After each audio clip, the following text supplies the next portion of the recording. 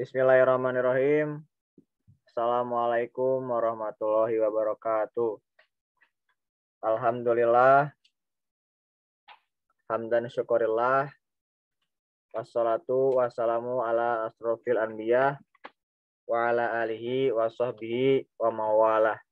Asyhadu alla ilaha illallah wa asyhadu anna Muhammadan abduhu wa rasuluhu la nabiyya ba'dah. Alhamdulillah, segala puji bagi Allah, Tuhan semesta alam, yang telah memberikan kita nikmat iman, Islam. Dengan nikmatnya kita bisa menjalankan aktivitas puasa di bulan yang suci ini. Semoga kita diberi kelancaran dan kemudahan menjalankan ibadah puasa ini. Tak lupa, salat salam, semoga selalu terlimpahkan kepada baginda alam, Habibana wa Nabiyana wa Maulana Muhammad Sallallahu Alaihi Wasallam, kepada keluarganya, kepada sahabatnya, selaku kita yang insya Allah selalu taat pada ajarannya. Perkenalkan, saya Muhammad Giri Nasyar, sebagai moderator di sini akan mempresentasikan konsep dan praktik mahabbah serta makrifat mata kuliah ilmu tasawuf. Tim yang sudah menyusun PPT ini, pertama ada Chandra Kirana Maulid, Muhammad Giri Nasyar, saya sendiri, Febrian Eka Nugraha, dan Sipa Syakira Salma. Di sini slide pertama, konsep mahabbah dan makrifat. Secara istilah, mahabbah merupakan perasaan rindu dan senang yang istimewa terhadap sesuatu. Perasaan yang demikian menyebabkan seorang terpusat kepadanya, bahkan mendorong orang tersebut untuk memberikan yang terbaik. Mahabbah dapat pula berarti al-wadud, yakni yang sangat kasih atau penyayang.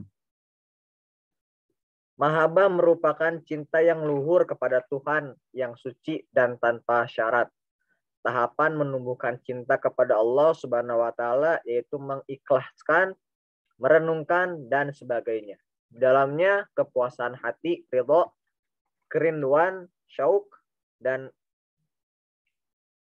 keimanan, uns. Cinta kepada Allah akan melahirkan bentuk kasih sayang kepada sesama manusia, bahkan kepada seluruh alam semesta. Yang kedua di sini adalah makrifat. Menurut istilah para sufi, makrifat secara umum diartikan sebagai melihat Tuhan dari dekat dengan menggunakan mata hati. Para sufi mengatakan perihal makrifat adalah satu, kalau mata dalam hati sanubari manusia terbuka, mata kepalanya akan tertutup dan ketika itu yang dilihat hanyalah Allah Subhanahu wa taala. 2. Makrifat adalah cermin yang mana yang dilihatnya hanyalah Allah. 3. Yang dilihat orang arif saat tidur dan bangun hanyalah Allah. 4. Sekiranya makrifat mengambil bentuk materi, semua orang yang melihatnya akan mati karena tidak tahan melihat kecantikan dan bentuk keindahannya. Di sini kami mengangkat salah satu biografi singkat oleh sufi terkenal yang banyak ajaran atau ilmu-ilmu yang dapat kita ambil dari sosok sufi tersebut. Kami mengambil sufi yaitu Al-Imam Al-Ghazali. Al-Imam Al-Ghazali lahir pada tahun 450 Hijriah atau antara Maret 1058 hingga Februari 1059 Masehi. Dengan nama asli Abu Hamid Ibnu Muhammad Al-Ghazali. Al-Ghazali atau dikenal sebagai Al-Ghazal oleh orang Barat adalah teologi Muslim, ahli hukum, filsuf, dan seorang mistik dari Persia. Ia lahir di kota Tabaran di distrik Tus yang sekarang terletak di Iran modern. Kehidupannya pada masa mudanya, Al-Ghazali menekuni ilmu dengan semangat yang tinggi hingga akhirnya menjadi pengajar di perguruan Nizamiyah. Al-Ghazali mengalami perubahan kehidupan setelah ia mengalami pengalaman tasawuf. Gaya hidup keduanya diliputi oleh ketenangan dan ketentraman dengan menjadi penulis. Pada gaya hidup keduanya ini ia banyak menulis tentang tasawuf. Al-Ghazali wafat pada tanggal 14 Jumadil Akhir tahun 505 Hijriah bersamaan dengan tahun 1111 Masehi di Tus. Jenazahnya dikebumikan di tempat kelahirannya. Adapun pokok ajaran dari Imam Al-Ghazali, yang pertama di sini ada tauhid. Tauhid berarti ikrar tentang tiada Tuhan selain Allah Subhanahu wa taala, sedangkan dalam tasawuf tauhid tak hanya ungkapan verbal tentang tidak adanya Tuhan selain Allah Subhanahu wa taala, melainkan juga ungkapan hati tentang hakikat Tuhan yang satu. 2. Makhofah. Ketakutan itu terjadi menurut Imam Al-Ghazali bisa karena melihat dan menyaksikan keagungan Allah Subhanahu wa taala, dan bisa juga karena banyaknya dosa yang dilakukan seorang hamba pada Tuhannya. Rasulullah SAW bersabda, pangkal kebijaksanaan itu adalah takut kepada Allah Subhanahu wa taala. Yang ketiga adalah mahabbah. Menurut Imam Al-Ghazali, para pecinta selalu dilanda kekhawatiran perihal hilangnya yang dicintai. Tetapi mencintai Allah berbeda. Jika seorang mencintai Allah, maka Allah lah yang sangat abadi. Yang keempat, pokok ajaran dari Imam Al-Ghazali adalah makrifat. Imam Al-Ghazali berkata bahwa makrifat adalah pengetahuan atau mengetahui rahasia Allah Subhanahu wa taala dan mengetahui soal-soal ketuhanan yang mencakup segala yang ada. Selanjutnya, referensi Quran hadis akan dibacakan atau dipresentasikan oleh saudara saya, Febrian Eka Nugraha. Waktu dan tempat saya persilahkan. Oke, baik, saya akan melanjutkan dari referensi Quran dan hadis dari Mahabbah. Yang pertama ada Al-Quran surah Ali Imran ayat 31 yang artinya, katakanlah Muhammad, jika kamu mencintai Allah, ikutilah aku. Niscaya Allah mencintaimu dan mengampuni dosa-dosamu. Allah Maha Pengampun lagi Maha Penyayang. Adapun dalam Al-Quran surah Al-Baqarah ayat 165 yang artinya, dan di antara manusia ada orang yang menyembah Tuhan Allah sebagai tandingan yang mereka cintai seperti mencintai Allah. Adapun orang-orang yang beriman sangat besar cintanya kepada Allah. Sekiranya orang-orang yang berbuat zalim itu melihat ketika mereka melihat azab pada hari kiamat bahwa kekuatan itu semuanya milik Allah dan bahwa Allah sangat berat azabnya, niscaya mereka menyesal. Sedangkan dari referensi hadis, salah satunya itu dari hadis riwayat Ahmad. Wahai Rasulullah, apakah yang dimaksud iman? Rasulullah SAW menjawab, yaitu apabila Allah dan Rasulnya lebih kamu cintai daripada selain keduanya. Selanjutnya ada pandangan ulama mengenai mahabbah. Yang pertama menurut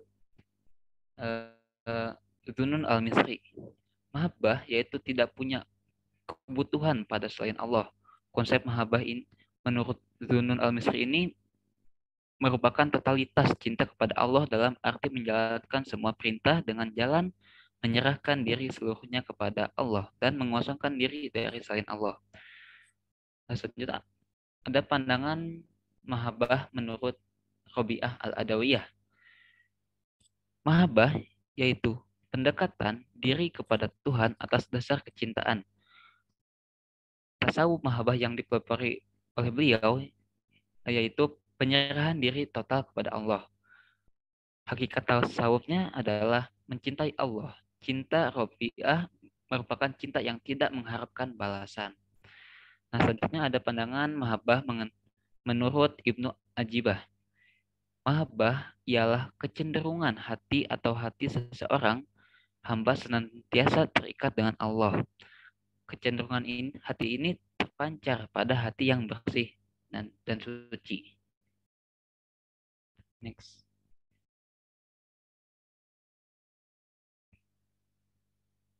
Kemudian ada referensi Al-Quran dan hadis dari makrifat. Yang pertama ada surah Al-Ankabut ayat 69 yang artinya, dan orang-orang yang berjihad untuk mencari keridhaan kami akan tunjukkan kepada mereka jalan-jalan kami, dan sungguh Allah beserta orang-orang yang berbuat baik. Selain surat Al-Ankabut ayat 69, ada referensi Al-Quran mengenai makrifat ini dalam Al-Quran surah Al-Baqarah yang artinya mereka yang yakin bahwa mereka akan menemui Tuhannya dan bahwa mereka akan kembali kepadanya. Next. Kemudian ada pandangan ulama mengenai makrifat. Yang pertama, makrifat menurut Mustafa Az-Zahri. Makrifat adalah ketetapan hati dalam mempercayai hadirnya atau wujud adanya Allah yang menggambarkan kesempurnaannya. Yang kedua, ada pandangan makrifat menurut Imam Al-Qusairi yang mengungkapkan pendapat Abdurrahman bin Muhammad bin Abdullah. Menurutnya, makrifat membuat ketenangan dalam hati, sebagaimana ilmu pengetahuan membuat ketenangan dalam akal pikiran. Barang siapa yang meningkat makrifatnya, maka meningkat pula ketenangan hatinya. Dan ada pula pandangan ulama menurut Syekh Ihsan Muhammad Dahlan Al-Khadiri. Makrifat adalah hadirnya kebenaran Allah pada sufi yang mana hatinya selalu berhubungan dengan cahaya. Baik, selanjutnya mengenai telaah dan telaah mahabbah akan disampaikan oleh Saudara Chandra. Kepada Chandra dipersilakan. Terima kasih kepada Saudara Febrian yang telah mempersilakan saya untuk menjelaskan materi selanjutnya, yaitu telaah mahabbah. Mahabbah yang sejati mampu terwujud apabila seorang hamba menghadapkan dirinya melalui segenap jiwa dan raga kepada Allah Subhanahu wa Ta'ala. Ajaran mahabbah memiliki dasar dan landasan di dalam Al-Quran dan hadis Nabi SAW. Perasaan cinta merupakan sesuatu yang wajib ada dalam diri manusia. Sebab tanpa adanya perasaan cinta, maka seorang sangat sulit untuk mentaati segala perintah Allah. Begitupun dengan Rasulnya, jika rasa cinta telah tumbuh dan mengakar kuat dalam diri seseorang, maka dengan mudah seseorang tersebut akan beramal soleh dan artian melakukan ketaatan, itu menjalankan segala perintahnya dan menjauhi segala larangannya. Dalam kitab Ihya Ulumuddin, karya Imam Ghazali menjelaskan bahwa kualitas cinta terbagi menjadi 4 tingkatan. Yang pertama cinta diri, dan yang kedua adalah cinta kepada orang baik sepanjang kebaikan. Yang ketiga adalah cinta kepada orang baik meskipun ia tidak memperoleh apapun dari orang baik itu. Dan keempat cinta kepada kebaikan tanpa embel-embel. Yang pertama cinta diri, yaitu cinta diri yakni orang yang hanya mencintai dirinya saja. Tingkatan ini tingkatan dengan kualitas terendah. Yang kedua adalah cinta kepada orang baik, sepanjang kebaikan orang lain itu membawa kebaikan bagi dirinya. Al-Muhsin Al-Lazi ahsana ilaih. Menurut Imam Al-Ghazali, cinta ini terletak pada kepuasannya menerima, bukan pada memberi gitu. Dan yang ketiga adalah cinta kepada orang baik. Meskipun ia tidak memperoleh apapun dari orang baik itu, tapi kualitas cinta seperti ini, seperti cinta seseorang kepada Nabi Muhammad SAW, Imam Ghazali menjelaskan terletak pada kepuasan memberi, bukan kepuasan menerima. Dan yang keempat ada cinta kepada kebaikan, tanpa embel-embel, atau dalam bahasanya al-ihsan mahdah. Cinta dalam kualitas seperti inilah yang dapat mengantar orang pada cinta kepada Tuhan. Tuhanlah yang maha baik, Tuhan adalah kebaikan itu sendiri.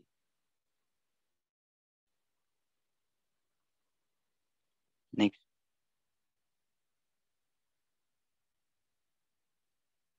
Kecintaan seorang hamba kepada Allah Subhanahu wa Ta'ala dapat terlihat dari tingkat keikhlasan yang tinggi dalam mencintainya. merasa ridho atas segala ketentuan yang Allah Subhanahu wa Ta'ala sudah tetapkan dalam dirinya. Semua yang dianugerahkan darinya akan dianggap sebagai suatu nikmat. Mahabbah akan membutakan seseorang dengan segala sesuatunya kecuali kepada Tuhan yang dapat memberikan efek kepada manusia, yakni keridhaan dan keikhlasan. Atas semua ketetapan takdir yang sudah Allah Subhanahu wa Ta'ala gariskan, melalui ajaran mahabbah, manusia akan memiliki rasa penerimaan yang tinggi atas semua ujian yang diberikan oleh Allah Subhanahu wa Ta'ala. Perasaan cinta yang merupakan fitrah manusia harus diarahkan kepada yang berhak untuk dicintai. Kecintaan kepada segala hal yang bersifat duniawi tidak boleh menjadi hal yang utama, tetapi semua itu dicintai sebagai bentuk manifestasi kecintaan manusia kepada Allah Subhanahu wa Ta'ala. Mungkin itu saja yang saya dapat berikan. Selanjutnya saya serahkan kembali kepada moderator. Selanjutnya telah makrifat akan disampaikan dan dipresentasikan oleh Cipa Syakira Salma. Waktu 4 saya persilahkan. Baik, sebelumnya terima kasih kepada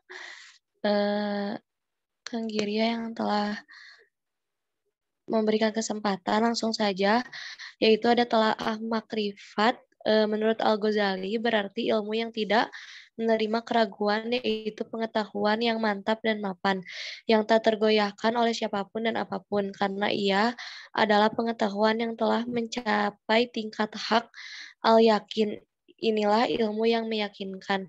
Objek makrifat dalam pandangan Al-Ghazali mencakup pengenalan terhadap hakikat dari segala realitas yang ada. Meskipun demikian, pada kenyataannya, Al-Ghazali lebih banyak membahas atau mengajarkan tentang cara seseorang memperoleh pengetahuan tentang Tuhan, yang menunjukkan tujuan utama dari setiap ajaran sufi. Next. Sebagai jalan untuk mengenal Allah, Al-Ghazali pun memandang ma'rifat sebagai tujuan akhir yang harus dicapai manusia, yang sekaligus merupakan kesempurnaan tertinggi yang di dalamnya terkandung kebahagiaan yang hakiki. Sarana ma'rifat seorang sufi adalah kolbu. Ia merupakan semacam radar yang sebagai daya rohaniah ketuhanan. Kolbu bagaikan cermin, sementara ilmu adalah pantulan gambar realitas yang termuat di dalamnya. Jika kolbu yang berfungsi sebagai cermin, kolbu harus senantiasa bening dengan jalan ketaatan kepada Allah Subhanahu wa Ta'ala dan kemampuan menguasai hawa nafsu. Menurut Al-Ghazali, hati memang perlu disucikan karena ia media untuk mendapatkan ilmu pengetahuan. Proses menuju ma'rifat tidaklah mudah. Seorang sufi diharuskan melewati tahapan-tahapan lainnya yang dalam terminologi sufisme disebut al-maqamat Al-Ghazali. Dalam hal ini mengemukakan 6 makom yang ditempuh seorang sufi sebelum mencapai ma'rifat. Di antaranya taubat, sabar, kefakiran, zuhud, dan tawakal. Tetapi bagi Al-Ghazali, ma'rifat lebih dahulu dalam tertib daripada mahabbah, karena mahabbah timbul dari ma'rifat, dan mahabbah bagi Al-Ghazali adalah mahabbah dalam bentuk cinta seseorang kepada yang berbuat baik kepadanya. Cinta yang timbul dari kasih dan rahmat Tuhan kepada manusia, yang memberi manusia hidup dan rezeki, kesenangan, dan lain-lain. Next. Baik, sekiannya saya kembalikan lagi kepada moderator. Terima kasih.